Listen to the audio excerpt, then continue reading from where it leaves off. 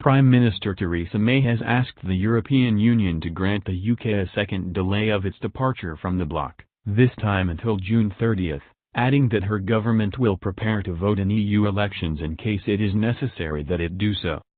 The UK is currently set to leave the EU on April 12, but Parliament has thrice refused to approve a withdrawal plan May negotiated with the EU and has also been unable to reach consensus on an alternate plan. Without a delay, the UK will likely crash out of the EU without a deal, a prospect most lawmakers hope to avoid. In a letter to European Council President Donald Tusk on Friday, May asked for an extension until the end of June and reiterated her previous position that she is opposed to the UK voting in EU elections at the end of May. However, May said her government is undertaking the lawful and responsible preparations for EU elections in the case that the EU mandates the UK take part. When the EU granted the UK its first Brexit delay, until May 22, if May's deal was passed, or until April 12, if it was not, it sought to avoid a scenario in which the UK had to vote in EU elections on May 23. If the UK does not leave the bloc until June 30 or later, it will still be a member at the time of the EU elections, and the EU may require it to vote.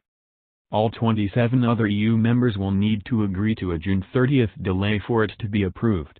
May asked for an identical delay when she first requested a postponement, but the EU rejected it and only agreed to the shorter April or May extension. Tusk is reportedly proposing to offer the UK a year-long flexible extension with an option for the UK to leave earlier once the withdrawal agreement is approved by lawmakers. May's letter to Tusk also outlined the same next steps she announced earlier in the week. May and opposition leader Jeremy Corbyn are meeting to negotiate plans for the UK's future relationship with the EU in hopes of reaching an agreement.